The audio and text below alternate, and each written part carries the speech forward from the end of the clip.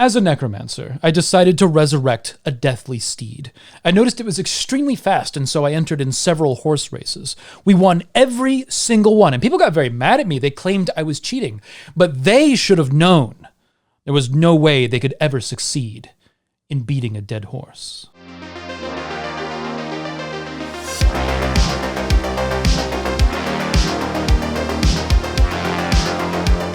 Hermodr's status as a god is questionable, and it seems that the only record that really even hints at his status as one of the Aesir is Snorri's Edda.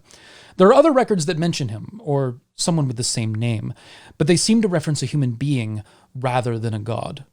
But looking at Hermodr as a divine hero of sorts, there's a ton to explore. So, let's dive into it. The main story of Hermodr comes from Snorri's Edda after the death of Baldr. He is the writer who goes to petition Hel, the goddess of death, to deliver Baldr back to the gods, thereby undoing his death. Before the funeral for Baldr begins, Frigg offers all of her love and favor to any among the Aesir who is willing to travel to Hel's domain and offer ransom for Baldr's return. Hermodr is the one who answers to this cause, and he is given Odin's horse, Sleipnir, whose name means slippery one. Sleipnir is interesting. He's a horse that only appears in a few stories, including another of Odin entering the land of the dead. So it's possible that one of Sleipnir's aspects is to traverse between worlds and enter worlds where the writer doesn't necessarily belong. And it does appear that Sleipnir may be a rather late development in the religion. There's a few theories about his origination, and it's honestly one of those things to which we'll never quite know the answer. So, let's talk about the impossible puzzle for a second. There is a famous carving of what is likely Odin riding Sleipnir on one of the Gotland runestones that dates from somewhere between 700 to 900 CE. But this image could have been a depiction of speed rather than actually depicting an eight-legged horse. That said, there's kind of a chicken and egg conversation regarding this image. Is this an image inspired by the stories of Odin and his eight-legged horse? Or did the stories of Odin and his eight-legged horse get inspired by this pictorial tradition of expressing speed? Unfortunately, we'll never know. Great. Thanks, history. There's also the interesting note of Sleipnir's association with Loki, who is commonly blamed for Baldr's death, although that may be more complicated than many think. We'll have to get into that later.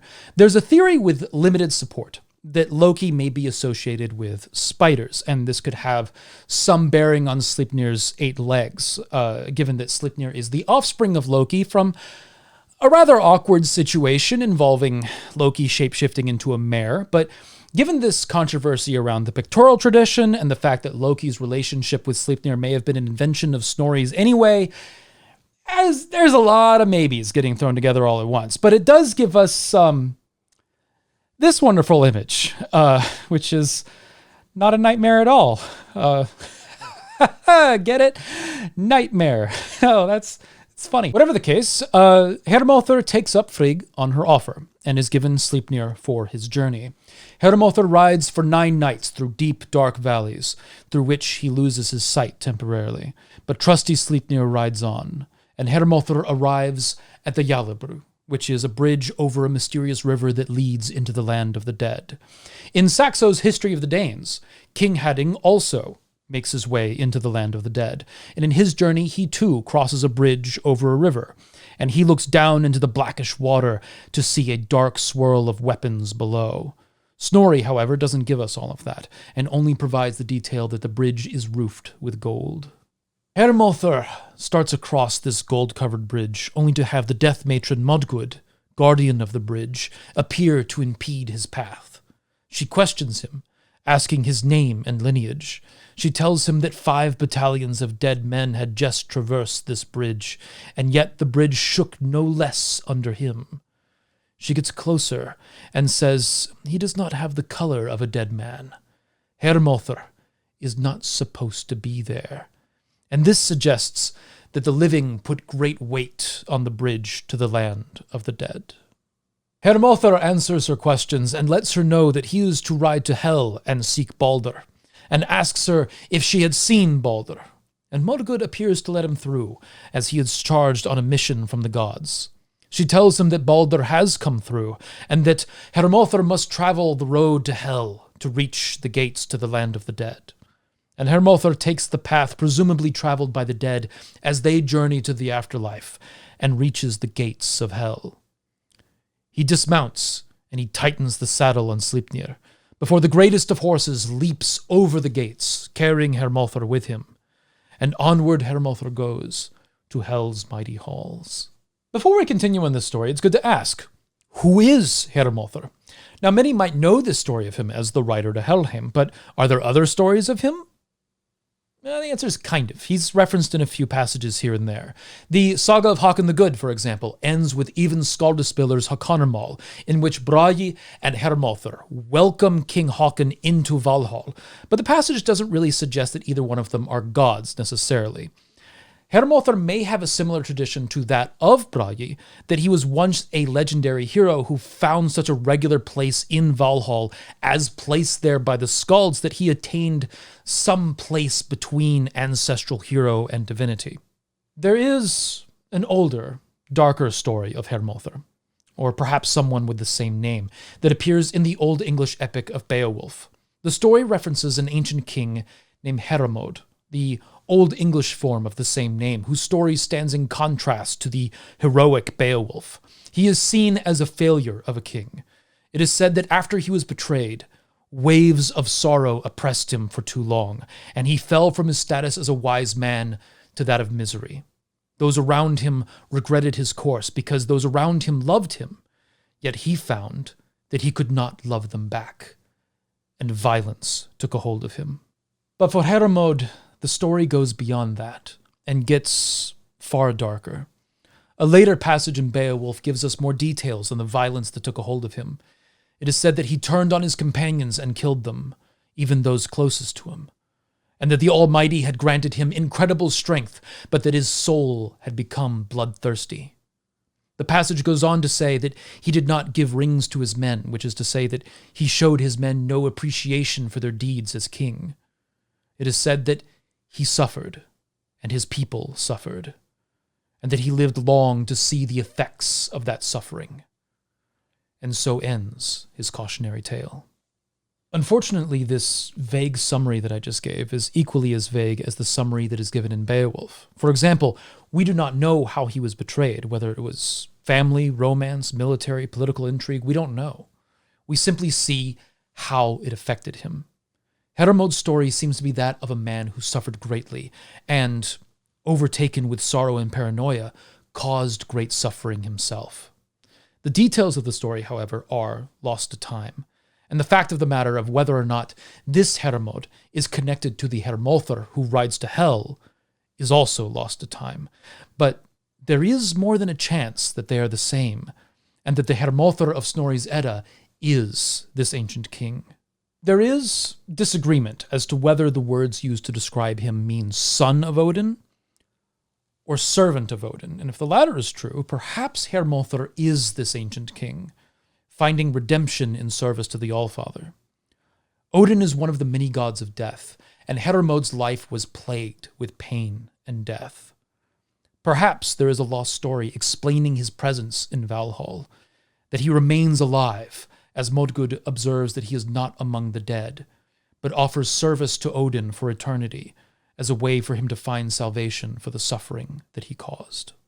Hermodr entered Hel's great hall to find celebration taking place.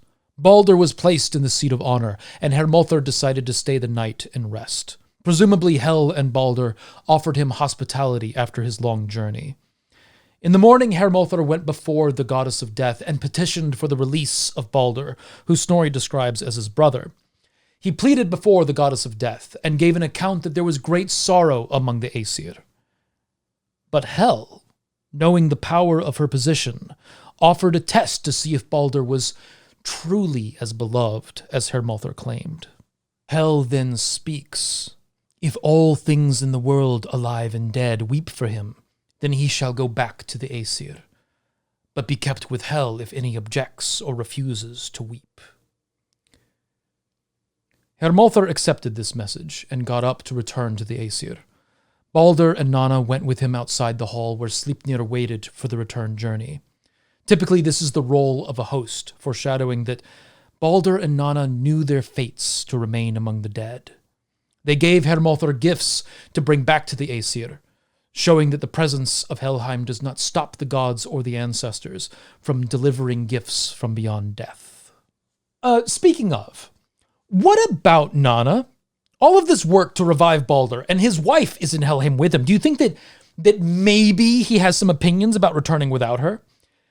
Do you think that maybe she has some opinions about where all of this effort is being focused? Would she come back too as some extension of him? I don't know how all this is supposed to play out, but it seems like a bad idea, this just erasing death thing, which leads us to the next part of the story. The Aesir dispatched their messengers to tell everyone to get to crying, lest Baldr remain among the dead. And all things in the universe proceeded accordingly, and wept for Baldr. Even Jesus, that's why he wept. Snorri writes that you can see the various items of the world weep for Baldr as they move from frost into heat. But as the envoys were traveling back, they found a certain cave containing a Jotun named Thokk. And when the envoys made the same request of her that they had of all other things, she responded, "Thokk will weep dry tears for Baldr's burial. No good got I from the Old One's son, either dead or alive. Let hell hold what she has." Snorri says that this is likely Loki, who has done the most evil among the Aesir.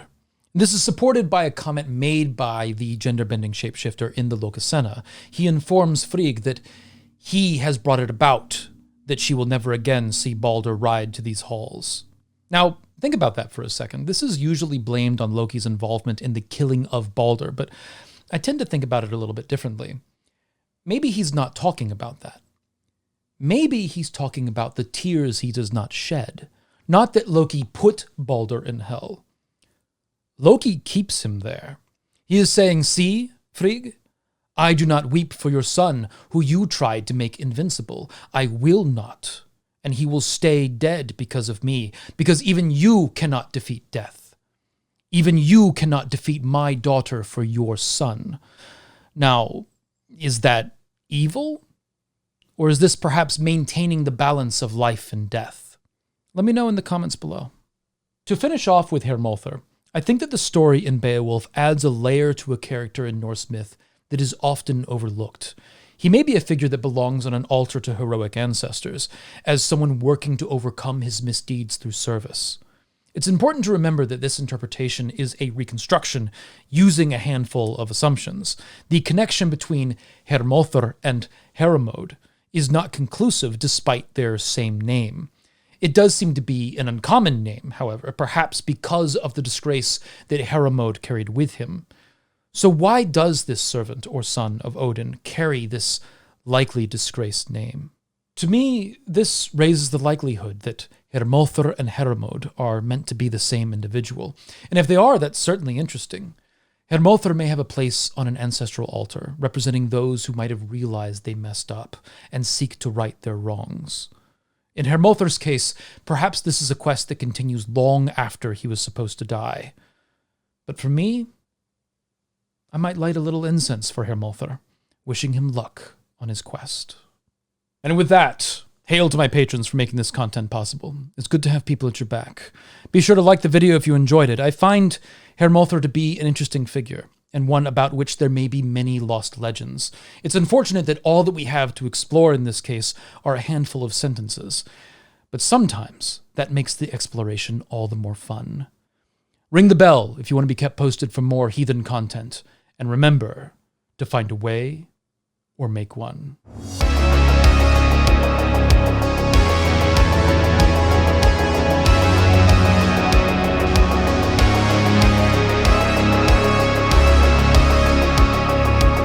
H.R.E. Davidson has a great book on the Norse conception of death called The Road to Hell, which is not to be confused with the book on Hermodr, He Rode to Hell.